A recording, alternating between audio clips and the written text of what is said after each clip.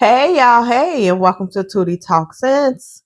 Come on in, like the video, subscribe to the channel if you haven't already, and go ahead, grab you something to drink, and come on, y'all, let's discuss.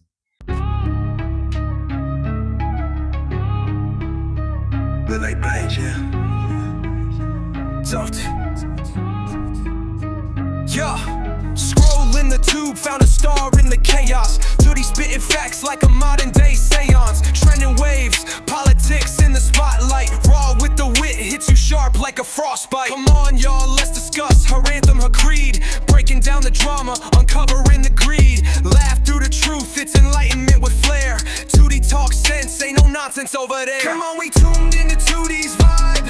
High energy keeps the convo alive. From scandals to news, she hit it all bright. Tootie taking the mic like she owns the fight. Attention, detention, the trends are her prey. Mix politics with comedy in a slick ballet. Tootie busts through lies like a battering ram. Sharp commentary, she ain't giving a damn. Come on, we tuned into Tootie's vibe. High energy keeps the convo alive. From scandals to news, she hit it all bright. Tootie taking the mic like she owns the fight.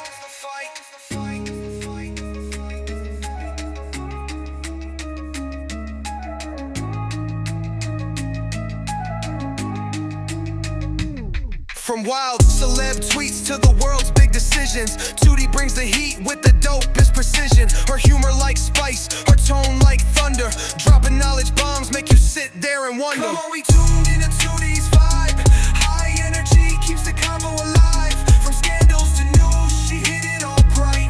Tootie taking the mic like she owns the fight.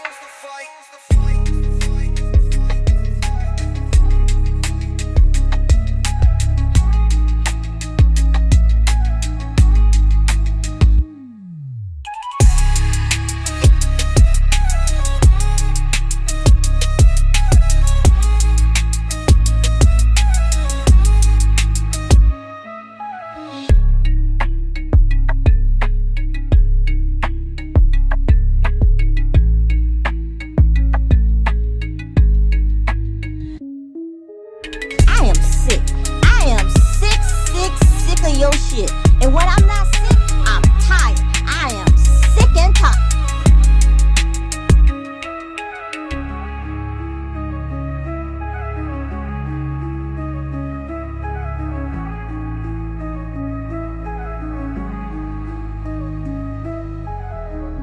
So now we're at day 4. The defense is questioning Cassie, and she pretty much said that it hurt when he lied and was unfaithful. She believed he loved her, so she fell in love quickly.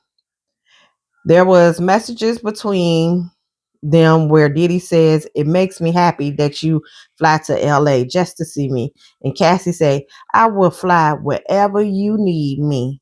The prosecutors is objecting a lot, and the judge seemed annoyed. Another email, Diddy saying, "I love you so much it makes me want to cry." Ooh, ooh, ooh. He didn't say ooh, ooh, ooh, but he said, "I love you so much it makes me want to cry." Then another email, Diddy saying, "I'm going to sleep." Cassie saying, "I love you. Good night." Diddy say, "I love you so much it consumes my life." Right here, I said, I wonder what Cassie relationship is with her father. Because Diddy seemed to tell her, "I love you" a lot. And which is, in the beginning of a relationship, this is perfectly normal. Hopefully you get it all throughout the relationship. But seeing his behavior, that he's a manipulator and an abuser, people like that usually pick on quick on what you need, like what you have been missing out in life, and what you have lacked, especially if it's a man giving love, attention you didn't get from an absent father. Then they love on you hard. So when the abuse start, you don't even like realize that the abuse have started, and you make excuse for the abuse. Like, "Oh, he had a bad day today. Oh, he just had too much to drink. Oh, he was high. Usually he don't act like that because he was high." And in some cases, the women begin to take blame for the abuse that they are given. As far as like, well, I know he don't like me to wear tight clothes, so and I shouldn't have wore that.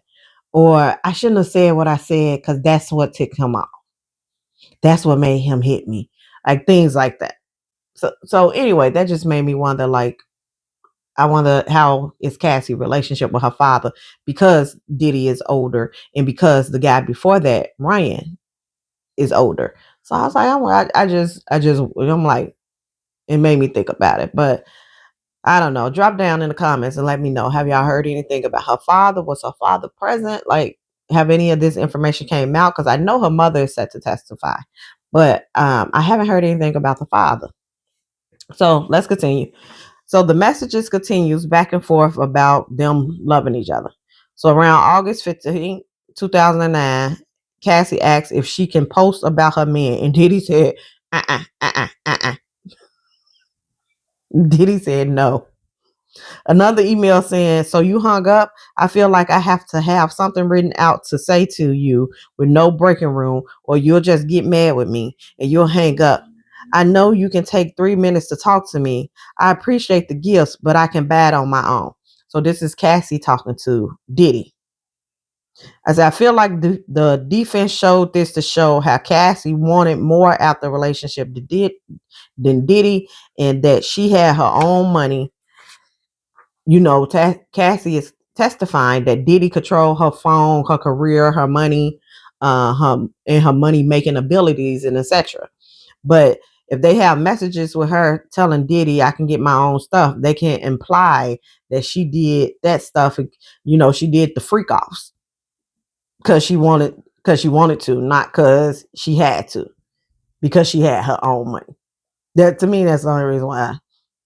Because other than that, what that message got to do with anything? But But let's continue. So the defense asks, "What made you fall in love?" She said it was the time that he was sweet and attentive. Okay, the defense asks, "Was you scared that he would find someone else if you didn't have sex with him the way he wanted?" And there was a objection from the prosecutor, so she didn't answer. So she said he's fun and exciting. She felt special because not a lot of people had access to him, and he was passionate. The defense asked her, "Did he open up the world for you?" She was like, She said, "No." At first, I said, "I don't know if that's true that he didn't open up the world for her." But then on day 6 of the trial, I found out Cassie was making $250K a year when she was 18 years old as a model. So I'm like, well,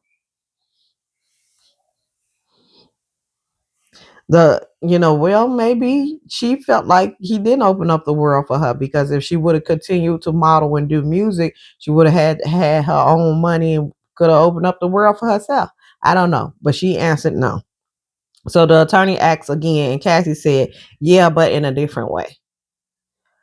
The attorney asked, "Did you earn his trust?" She said, "Yes." "To make him happy, you would do freak off?" She said, "No." They read messages from August 5th of 2019. And it says, "Just went to pick up my ring, always ready to freak off." I'm assuming this is the birth control ring. But anyway, she says, "Ready to freak off." He said, "You tell me today." She said, it can be whenever. Okay. She got like Janet. Anytime, any place. I don't care who's around. That ain't what that lady said. She said whenever. He said name the night. So y'all know a birth control ring is a small ring. It goes up in your vajayjay. It's a small flexible ring that goes in your vajayjay to prevent pregnancies. The ring releases estrogen and progestin into the body through the vaginal lining, which work together to prevent pregnancy by stopping ovulation, thickening cervical mucus, and thinning the lining of the uterus. The ring is a safe birth control method. And if I'm not mistaken, you can control your cycle through the ring.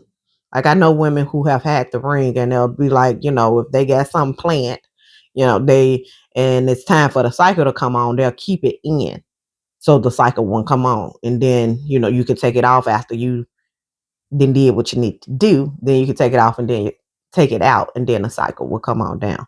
So I'm like, not me, y'all.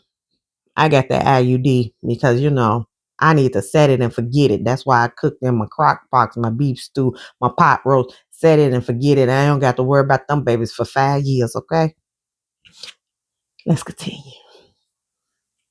Okay, Cassie says the weekend is better because we need time to recover. Diddy said Friday it is. I want jewels. Cassie said we don't know him that well, but I can try. Diddy said good, get him here. So on August 9th, Cassie said I can't wait to I think she said sit or lick something his big black D. The prosecutor said the text messages will be explicit. You don't have to read it out loud. I'm like, now we you could have said that a message ago. Okay, so then there's another message that say, I can't wait to have my legs cocked behind my head to feel the D close to my kitty cat. And I'm not sure if Cassie or Diddy wrote that message. I'm just playing. Cassie said that. I don't know. Diddy maybe want his legs cocked behind his head, but Cassie wrote that. Then there's another message from Diddy. What you thinking about? Cassie, I'm thinking about taking those D's from the balls to the head. She said from the rooty to the titty. Okay, head to toe. She said she want. She said I'm thinking about taking that D from the balls to the head. Diddy said I'm so horny I can't concentrate. Cassie said, so what do you want to do? I'm going home to grab candles, pack a bag, eat, take vitamins, and set up the room. Diddy said, I just deleted our video of that freak out. No, Cassie said, I just deleted our video of that freak out. Diddy like, I'm going to do it again. I don't care how many of it you delete, baby. I got this camera ready, set, and press record. That ain't what he said. She said, I just deleted the freak off video. He said, I'm going to do it again. Cassie said, do you have more pills? Diddy, the thing I want you to do, I want you to be nasty. I want you to do what you want to do. What you want me to do. I won't make you come. Okay. So Diddy said, I want you to do, I want to do you. I want you to be nasty. I want to do what you want me to do. I want you to make you come more than you ever have before. I don't know if it's gonna be him making her come if he over there in the corner. You mean you want them to make her? Well, they did do it afterwards. After the guy and he take the stuff and rub it all on his nipple. They did do it afterwards. So maybe he's talking about that part. Let's continue. Cassie said, I like that. I want to give. She said, I like that. I want to give you the same. I just think that I have to trust you like you was my husband. I need to feel safe, like home. I don't want to become the girlfriend you fulfill your fantasies with. I go back and forth with wanting to and not wanting to do freak offs. And I don't get the other parts anymore. But she was talking about she had testified that once they started doing the freak off, it became her job. So what not only was she not making music and stuff anymore, they wasn't even having just regular him and her time. Everything, every time was a freak off. So that's what she was saying. We don't get the alone time anymore. So Diddy said, I want you to feel safe to let go. The defense says at 21, you was modeling for some time and you are very beautiful and charming. And Cassie's like, thank you. And then like, cat, don't fall for it. They finna do when a defense compliments you, baby, they setting you up to let you down. Where we all falls down. Let me continue. Yeah, I always got some type of song in my doggone head. Um, she said Ryan Leslie introduced her to Diddy, and Cassie and Ryan dated for 3 years. And the defense was like, go ahead and tell them about the 106 in Park performance. And Cassie said it was horrible. Ryan was 10 years older than Cassie. They asked how many tattoos you had before Diddy. She had 3, and one of them said no regrets. So I'm like, what tattoos got to do with anything? Is that the amount of wholeness you got? Because I got 2 of them. Is 3 like the whole limit? What is this you trying to imply with these tattoos? But anyway, Diddy introduced her to Oral in Miami. The attorney asked prior to Miami, did you know he was inviting you to the hotel for sex? And she said no. So they show more emails from 2007. And Cassie says, we only have 1 week together, but I feel empowered when we're together. I don't want to rush things, but on the other hand, you are weary of me. Maybe Carrie would be better for you. You think that I'm sneaky, and I'm sorry that you think that about me. And I would assume he thinks she's sneaky because, if I'm not mistaken, she was dating Ryan at that time. And I think they testified that Diddy made up a whole flyer for her to fly out to Miami. And so her boyfriend would know they was going out there to have sex. And the boyfriend thought she was going out there to perform. And Carrie is her best friend. So why she asking him, do you want Carrie? I don't know. But in on October 14, 2007, it was Diddy still seeing Kim at the time you sent this? She said, I don't know. Do you think Diddy was attracted to your friend? She's like, I don't remember. She said, did you fall in love very quickly? She said, yes. They asked why wear masks during freak off. She said to remain anonymous. They asked, did freak off become public after your lawsuit? She didn't answer because I would have been like, duh, bitch. But she didn't answer. They asked her, from your perspective, what happened to Diddy after your lawsuit? She didn't answer. They asked, is it fair to say you ruined his career? She said, yes. There was another message from Cassie. I love when we do freak off so we can make love after I come so long. Well, I came so long. Diddy, I love when we make love after we are. Oh, I love when we make love after. When are you going to get your period? I'm skipping my period date so I can freak off. So yeah, like I said earlier, with the ring, you can kind of control when you get your cycle. So Diddy say, I want to know whatever fantasy you have. Cassie suggests bringing in another girl. The attorney like, do you recall having conversations with Diddy about the swingers lifestyle? Cassie said he would describe sex club and swapping partners. The attorney said, do you understand freak off is consistent with swinging? Cassie said, yes, but very different. I would have been like, yeah, but they'll beat my ass. Like, the swingers, like, I don't know what type of freak, unless it's like freedom or something like that. Like, they'll be beating them asses in that the swingers. Not that I have heard of. I mean, that ain't my lifestyle. But I don't think they be beating their ass like that in swingers. I think it'd be all about and not beating. So that's what Cassie should have said. Yeah, it is something like swingers, but minus the beatings. So the attorney asked, did you keep freak off secrets from friends? She said yes. Did the assistant ever come in the room while y'all was having a freak off? Cassie said, not that I remember, I was high. So attorney like, so you don't remember a lot of things. So since you get high, right? Cassie said, no, my personal space was invaded for many years. So there was a message from Diddy saying, I'm horny and bored. Cassie like, I need your D. I need that D. She said, I'm dying. I feel trapped. And Cassie started talking about how much to tip the cleaning lady. And I'm like, right, because she got to clean up all this baby oil and estroglycide and all everywhere. Like, you need to, that ain't no little $20 tips. You're gonna have to tip her some more. Well, I don't know if she had to clean up because Diddy take that and rub that on his breast. So they probably don't have to clean up that much of that. But all the baby oil and Astroglide, and Cassie testified blood too. Whew, I don't know how a cleaning lady been ain't told this. That them tips must have been very good. In order for me to keep my mouth closed about this, I would have been all in that hotel room taking pictures and selling them to TMZ.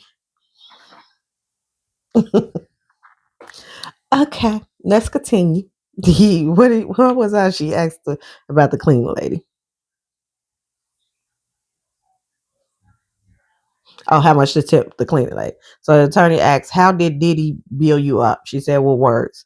The attorney said, "What would trigger all of the calling?" She was like, when she didn't pick up. They testified Diddy would call her back to back 50 times in a row. Then have his assistants calling, have security guards calling, would call her friends when she don't pick up. So she said, what would trigger that? She said, whenever she didn't pick up. The attorney said, do you believe Diddy had good taste? She said, yes. She asked, what is he known for? She said, music production. Said, is he known for his cultural impact?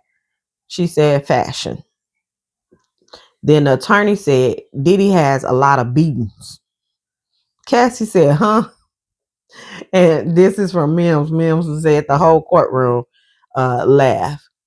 Then the attorney was like, I meant that Diddy have a lot of meetings. You meant meetings. You said exactly what you said, and you meant what you said. Did Diddy have a lot of meetings? Yes, that little Ike did. But she said, so then the attorney said, I meant meetings. And then the attorney asked, did Diddy have to recover from the freak off? Cassie said, yes. Said, the attorney said, he did all that while running a large corporation. She said, yes. Yeah, that's what you do coke for, to stay up for 3 or 4 days so he can, besides finish and get the freak off, he got to do business. He didn't spend the whole 3 days in a freak off at the hotel. So, yeah, he got to do this coke to stay up to get the business done that pays for the hotels and the escorts. That's just my opinion.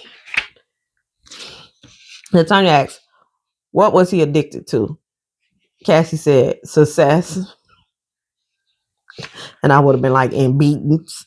But she said success. And they said the courtroom laughed. The attorney was like, what drugs? She said opiums. Asked, was there time he was heavily addicted, and did he go through withdrawal? She said yes. How did it affect his mood? She said mood swings and depression. Did his mood change when he was going through withdrawal? She said yes, he became more volatile. Then they showed a lot of messages between Cassie and Diddy about his withdrawal. And then they talk about the affair with Kid Cudi lasted a month, and she went straight back to Diddy. Diddy was mad because she cheated with a celebrity, and Diddy didn't cheat on her with a celebrity. Diddy was like, I was just fucking girls. I was going to get right back. You going to go a celebrity? People in my industry?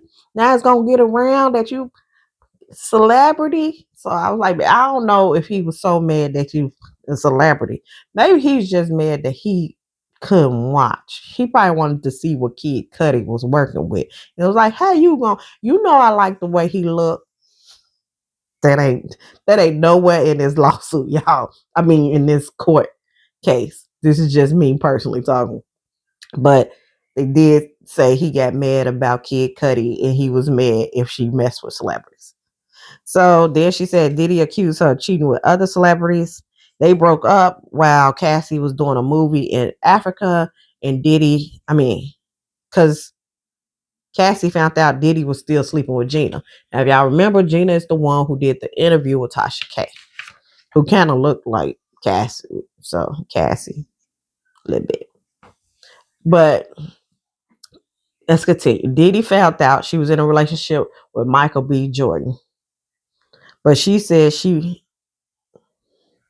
believed that her and Diddy was broken up at the time. She told her family at different times about the abuse that she endured from Diddy. The attorney asked, freak off was a way to spend time and do drugs together. She said yes. Said, did you call each other high partners? She said yes. We got high, high, high, ha, ha. She said yes. Said, did you do drugs with your friend Bona or is it Boona? I think it's Bona. She said yes, they did opioids. The attorney asked what drugs did Bona do. She said coke. Cassie was highly addicted at this point, and Diddy didn't like it because Cassie felt like he was a hypocrite because he was a dope fiend too, but he just didn't want her to do it. And I'm like, this remind me of the New Jack City scene with them two crackheads or dope fiends. I don't know the difference, so don't get offended for the crackheads and dope fiends out there. If I call y'all one, that means the other. I don't know the difference. So but I feel like this the New Jack City scene when you used to be the prom queen, now you a dope fiend or something like that. And they get the I gotta be owing you. I was prom queen of King High School. This is beneath me. That used to be the prom queen. Now you ain't nothing but the prom fiend. Look at you now. Look at you. arguing over the crack. That's why I feel like that's how it played out in my head. But she was like Diddy was mad when she was doing the drugs, but he couldn't say nothing because he was doing the drugs too. He was just mad she wasn't doing the drugs with him. The attorney asked, did he communicate with dealers in LA to stop selling you drugs? She said yes. And I'm like, I don't know why the attorney asked this because this look bad for your client. Because selling drugs is a drug dealer whole job. And they are typically known to be dangerous people. So if he can get them to stop selling drugs because he asked them to, what do you think he's gonna get? Look, young Cassie, like that shows his power, his influence. Like that wasn't a good question for me to ask. I don't know what y'all think because I'm like, wait a minute, if he could make a drug dealer stop selling because I said stop selling, what chance this girl stood? Yeah, but let's continue. She get testimony about her girlfriend Bono that he held over a balcony, then pulled her back in and threw her into some chairs. So I don't know if y'all remember that. I think it was in a part of someone lawsuit, maybe Cassie, that he had one of her friends held the girl over the balcony. Put in this, from my recollection, she's a petite girl, like short and small. Held her over a balcony, grabbed her back in, threw her into some chairs. But so Cassie ended up testifying about that. Then they said Diddy found out about her extensive drug use in 2007. They go through her beatings, like the one she had in the car, the one she had in the club, the one, and then they go over the Suge Knight incident. So Cassie testified she was home, but in her transcript testimony with the government, she said she went with them and was crying in the car. The attorney said, did you see Diddy hit your friend in the head with the hanger? Isn't it true you wasn't in the room? So Cassie had gave a testimony about her friend. Diddy had hit in the head with one of the wooden hangers. A wire hanger. It was a wooden hanger that Diddy had hit her. The hard, thick wooden ones usually, and they be in the hotel room closet. But Cassie said, I never said that I. Cassie said, I never said that I seen him hit her in the head with the Cassie said, I never said I seen him hit her in the head with the hanger. She said she knows he hit her in the head with the hanger, and that's why they're no longer friends. She said she knew it happened, but she was in the bathroom when it happened. So Cassie and her friend was at Cassie's house. Diddy walks in and see the drugs on the table, and Cassie runs and go to the bathroom. And then Diddy picks up a hanger, hit the girl in the head, and the girl sued. The girl sued, but Cassie is the one who paid her the money, and now they're not friends anymore.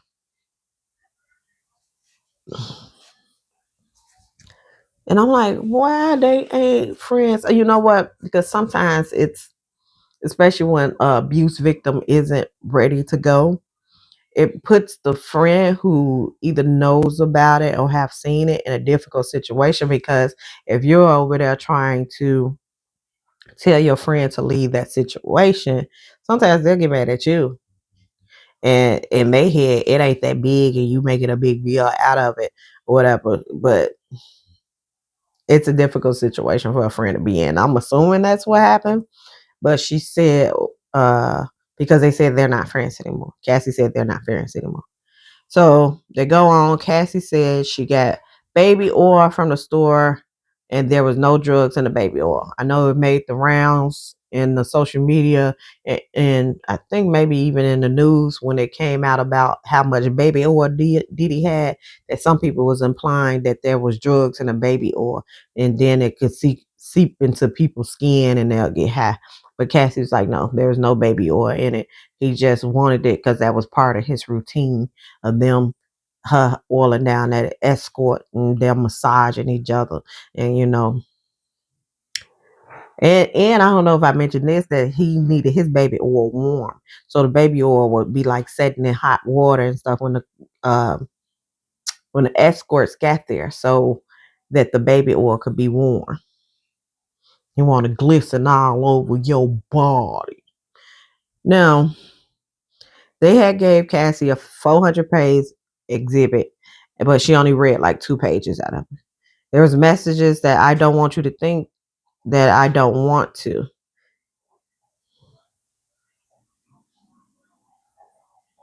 Oh, that's one of the messages that Cassie telling Diddy, I don't want you to think that I don't want to do the freak off. So attorney said, so you did want to do the freak off. Cassie said, no, it's because he constantly asking for them. The attorney said, just like he was constantly asking for them. I said, oh, look at that attorney.